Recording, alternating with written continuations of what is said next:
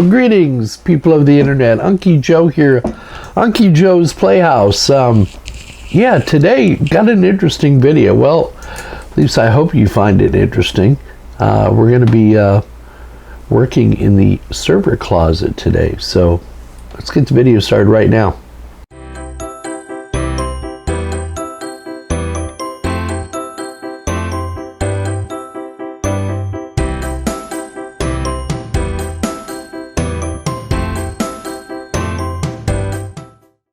That's right, we're gonna go play with the rack today.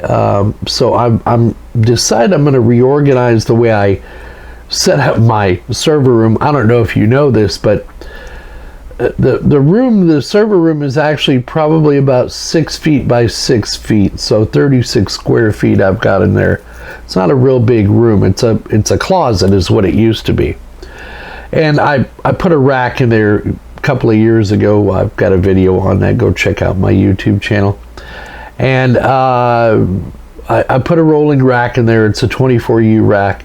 It's been great. But I had another rack, and that was my Telco rack. The problem was, where do I put that Telco rack? And I made a bad decision a couple of years ago. So as you go into the server room, right, you go into the room, immediately to your right is the Telco rack, and it's facing the back of the room.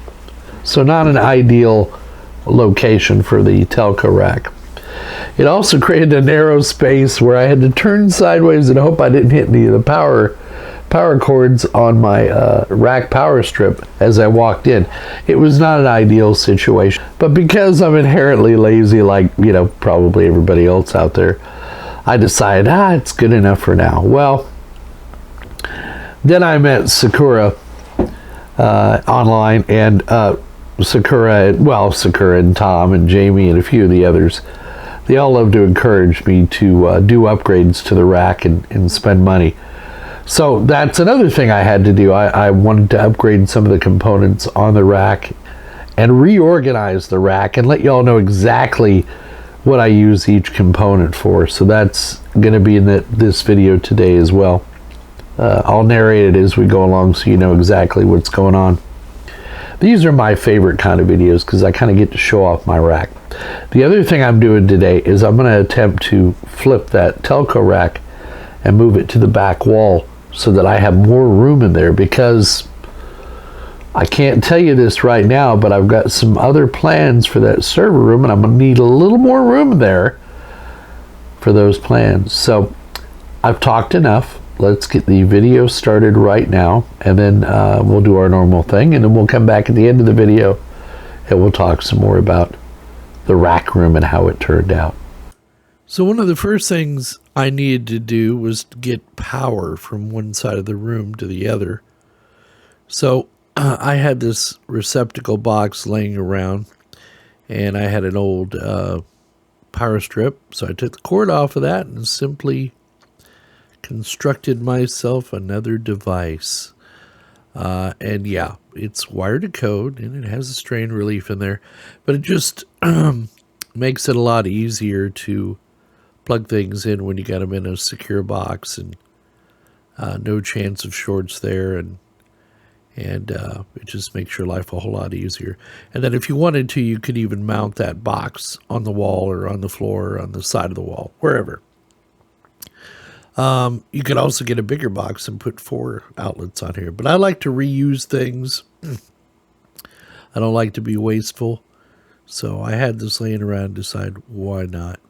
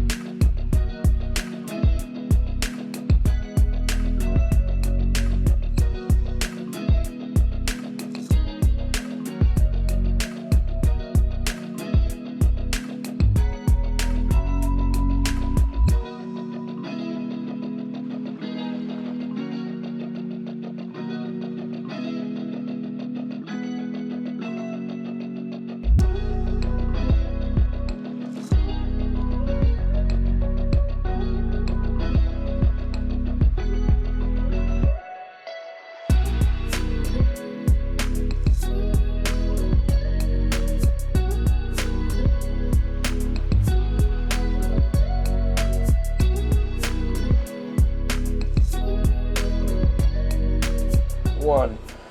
Alright, so a couple of major tasks I have to do today. One of those tasks is on this Dell 720 right here. That's my main unit.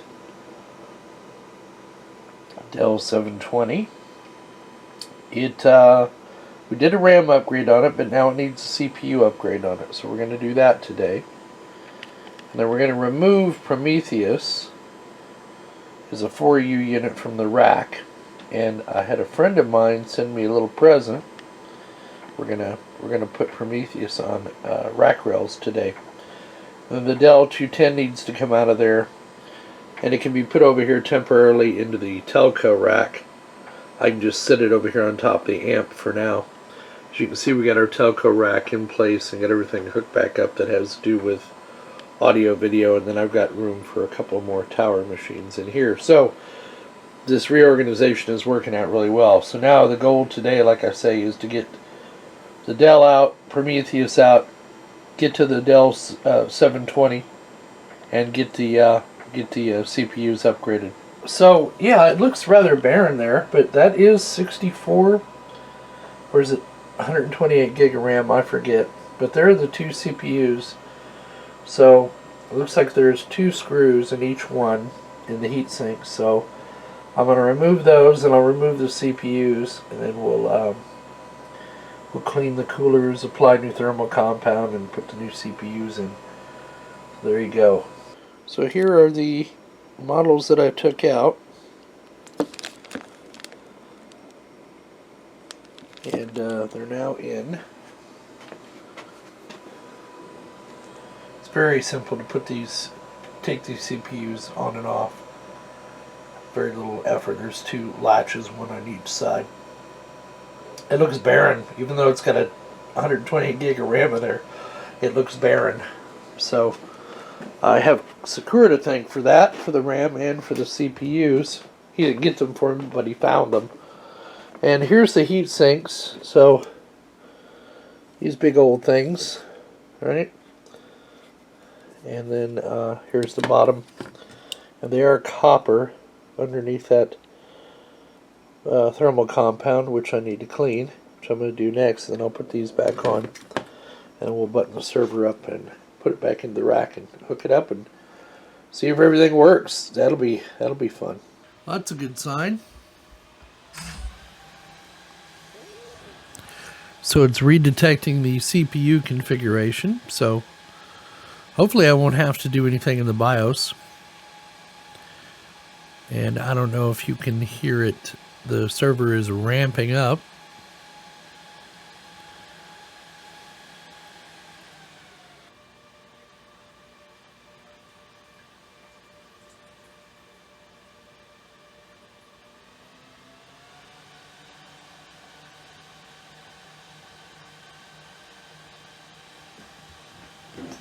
Well, I surely hope those fans settle down, because that is too loud. And the fans are ramping up. Now, this has happened before, I guess as the iDRAC is programming its new profile, the fans stay at this rate for a while, and then eventually the speed comes down on them. Let's see what kind of processors we have on here now.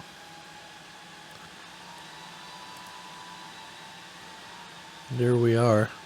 Quite a few more cores to play around with. Okay, so it looks like everything has come up. So these are now the 2695 V2. You know what I didn't do is I didn't go see how much power this was using before I replaced them. I think it was 120 watts is what it was averaging. Right now it's at 126 watts, which is what it was at before. So I'd say that's all good. Now, I don't think I'm going to have any issues, but I'm going to go ahead and start up a virtual machine on here.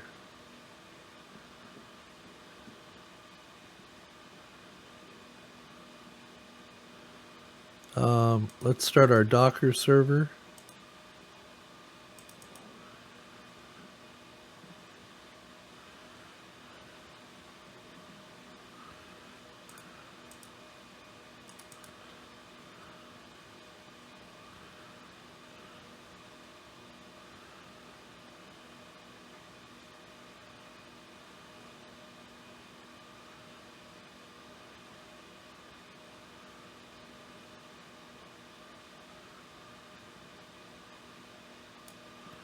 Yeah, there it is. All right, so that one came up.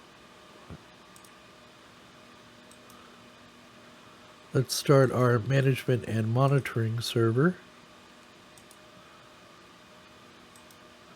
Start up our Windows 7 unit. Looks like they're all gonna come up okay. And we don't need our Windows 11 machine right now, so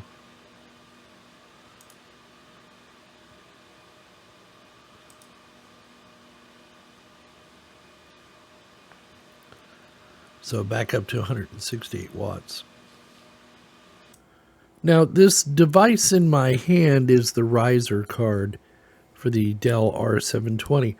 I noticed when I put the lid back on and closed up the server, the fan profile changed. It started running really, really fast.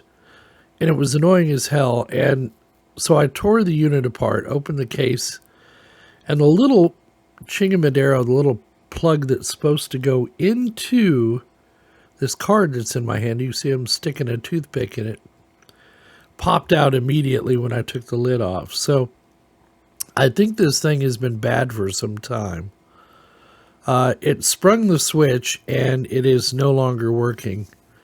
I tried Sakura. Actually, we were doing this live on Discord, and Sakura suggested a toothpick. But eventually I took the multimeter to it and verified the switch was indeed bad. And so that would explain why the fans were ramping so high. I put it back into the system, and for whatever reason now the fans are operating at normal speed. But I have ordered a replacement card to replace this riser board. Thank you again, Sakura. He found it, I think, online for $8 or $9, including shipping, I believe. So it's another benefit to using these Dells. It's pretty darn easy to get parts for these things.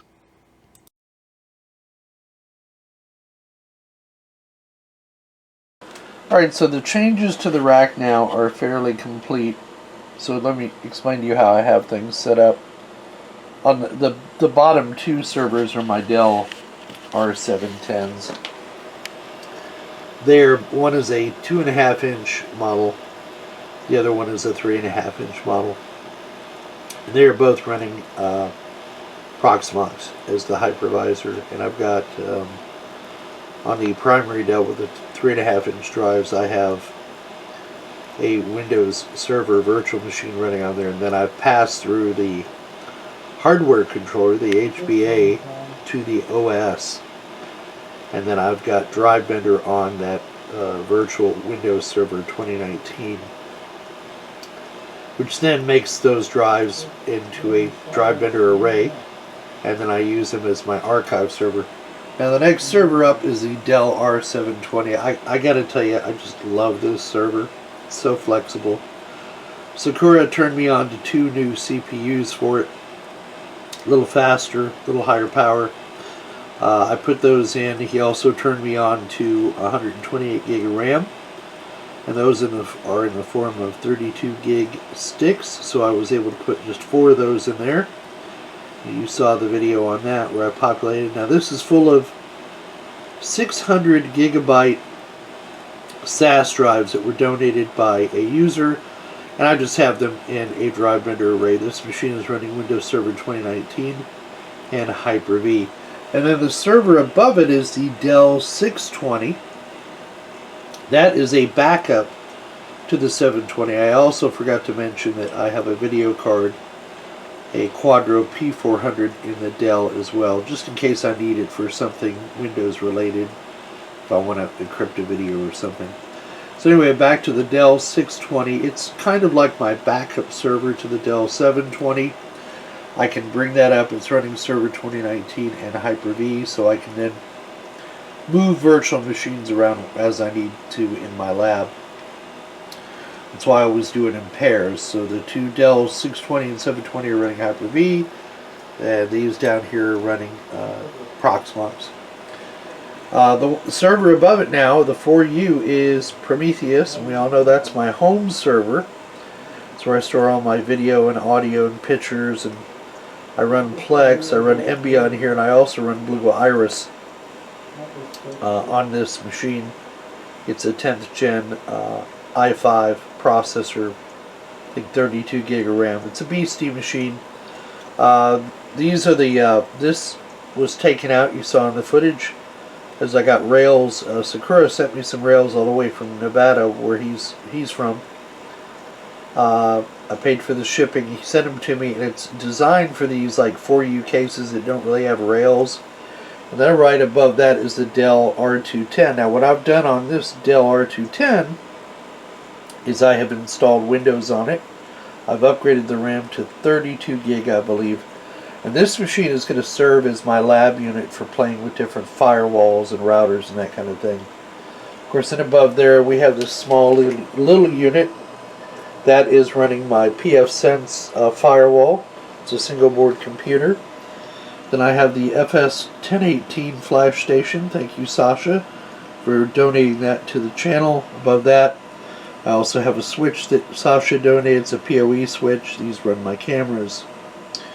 Then right above that, and excuse the cable mess, I have a unified 10 gig switch, also donated by Sasha. So thanks for that. It has both 10 gig Ethernet ports and SFP ports.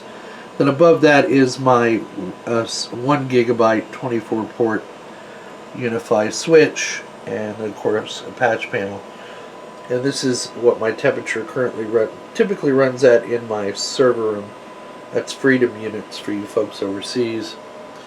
This is a customer's 920 NAS. It's here strictly for backups.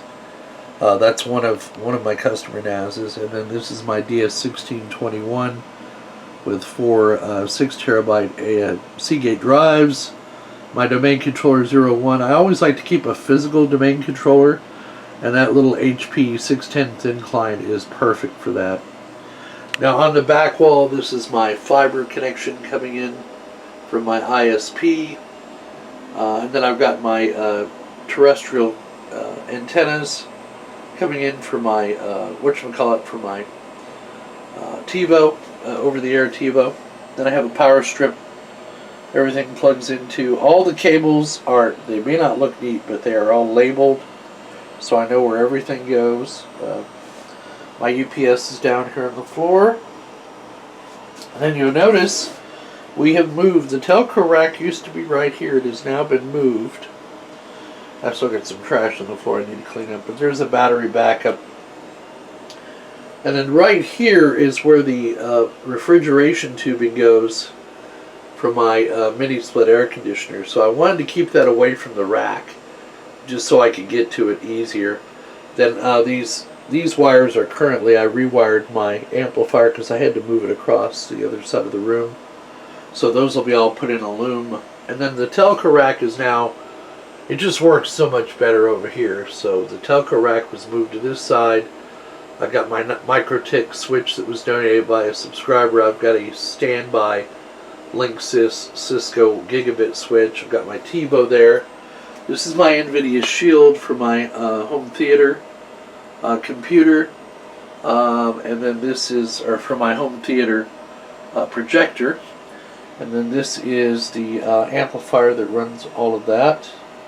Again, another power strip on the side here. All this is on battery backup and surge protection. And then we have Zeus. We're going to do another video on Zeus. Actually, you might know this machine better as Unraid or WinRaid, but we've renamed it to Zeus and made some changes to it. This little beastie over here is called Unraid Beast. You're familiar with Unraid Beast. We must have moved his equipment around 100 times. And then everything comes in through the back. All the cables that feed the house, they're neatly routed. It looks like it's a tight squeeze to get in here, and it is a bit of a squeeze, but don't forget this whole rack is on wheels and will pull forward. So I can pull it forward and still be able to get to all the stuff on the rear, because I'm not rich and I can't afford the cable management arms to buy for these servers. Otherwise I'd have cable management arms on there. And then of course in the back, these are the two tuners, over-the-air tuners that pick up the signal and convert it to digital. And then that's pretty much it. I do have a dedicated circuit, which is right here. This is a dedicated circuit, and the UPS plugs into one side, and the the power cable you saw me make at the bench is over here, laying down there on the floor, so that I can get to everything. And yeah, it's all working well, and I just need to do some finish up work on the cables to make them all look nice, and this part of the rack upgrade will be done. And I just think I can now walk into this room. I don't know honestly what I was thinking about when I put the Telco rack over here, because as you can see, it's a tight squeeze to get in this door as it is, right? There's the space between the door and the rack, and it's not, there's my foot. I'll give you some perspective on the size. So, and my foot's a size 11, so it's a big foot. So I don't know what possessed me to put the Telco rack over here, but it's now over here, and it's just going to work out so much better. It gives me so much more flexibility. You know, yeah, there's nothing wrong with having a good rack to put your servers on, but a Telco rack is oh so handy for like home theater equipment, that kind of thing. So here we are back at the R720 server. We close drive bender. I don't need it up and running, but here's the new CPU. So these are the E5 2695 V2 at 2.4 gigahertz. So the reason Sakura had me upgrade these is because it had more cores. So I doubled my amount of cores, which gave me double the amount of logical processors as well. And then upgraded the RAM on it as well to some fast DDR3 ECC RAM. And then this one, of course, has the Quadro P400 card in there.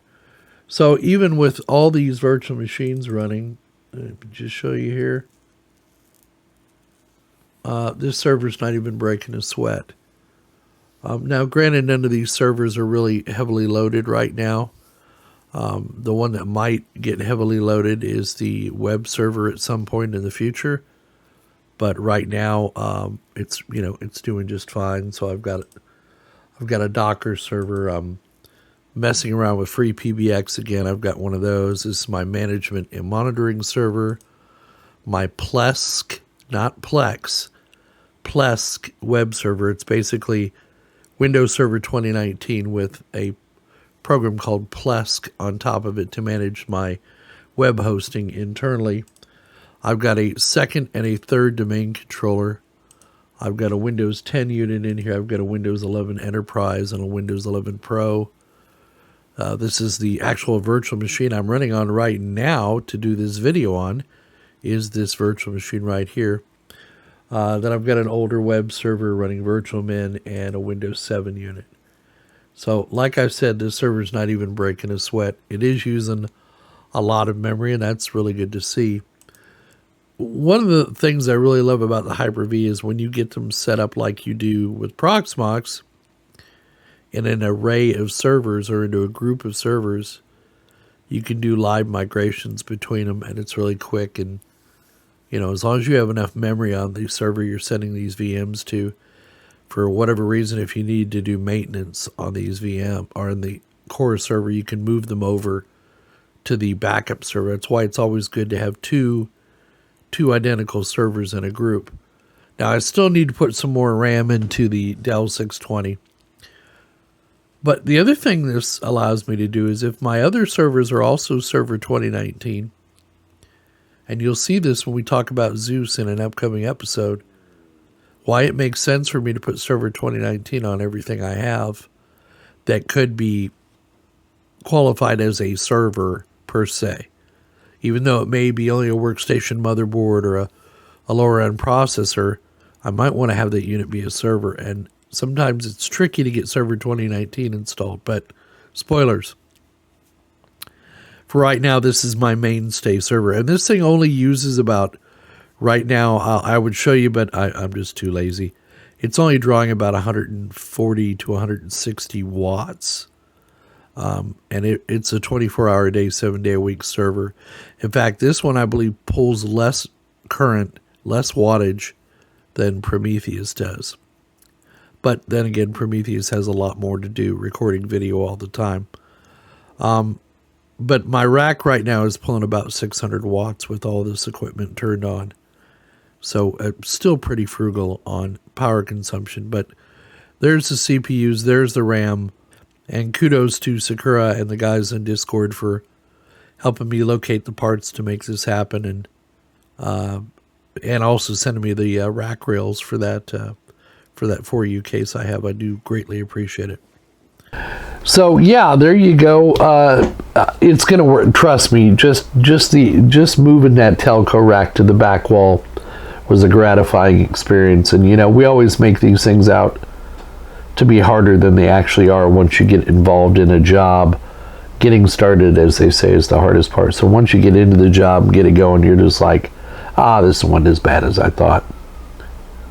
Now, the other thing to keep in mind is when I moved that Telco rack to the back wall, it increased the length between my speaker cables for my office audio setup for my projector here by an additional probably 10 feet. So there's 5 speakers, so I bought 50 feet of speaker wire and rewired those connections. And so that was a bit of an undertaking, but it's no big deal. But it works out much better this way. There's the long and the short of it. I can get into the room, I can turn around, I can reach the plugs on the wall. I don't have to climb under stuff and crawl over stuff. And that's great. Now, it does limit what I can access on the back wall, but keep in mind that rack, that 24U, is on casters, and it can be pulled out. So I can pull it out past where the Telco rack is and still get behind it. So that's a good thing. Now, for those of you that don't hang out with us on Discord, we're on there usually every day or every other day. And sometimes we'll pop into the general chat. But I've got a group of guys I hang out with in Discord, and one of those guys is Sakura, and Sakura is great at finding really good deals on the internet for me. And he's a quiet kind of guy, but he's a lot of fun. So I want to do a shout out to Sakura and thank him for helping guide me in the right direction to buy some of these items on eBay. We're going to be doing a video on the Dell R210. He was very helpful getting some more components for that. Otherwise, that video, which is coming up, would not have happened. So thanks to all my friends out there on Discord. And Discord doesn't cost you a thing. You don't have to be a premium or elite member or anything like that. Just go to UncieJoe'sPlayhouse.com, and in our social media links, you'll see a link for our Discord channel. Just go there and sign up. If you have a Discord account. If not, you'll need to sign up for one of those. But yeah, there's no cost to hang out. And it's kind of like the modern day version of a forum software. But we can get in there and do often under general chat and do a video chat with subscribers and whatnot. We have a lot of fun in there, and we learn from one another, which is the whole idea behind this channel when I started it. So there we go. Now you know what all the components in my rack do, what their job is. If you can hear a yelping, it's my dog. Mama's outside, so my dog wants in here. So I'm not a heartless dad, but I'm just not going to stop filming and go get her. So I think you know what that means. Anyway, so now you get an idea what each component of my rack is used for. And it'll make it a lot easier to service as time goes on. And I still have some more upgrades to do on the equipment in the rack. So there you go. Well, anyway, we hope you found the video entertaining and informative.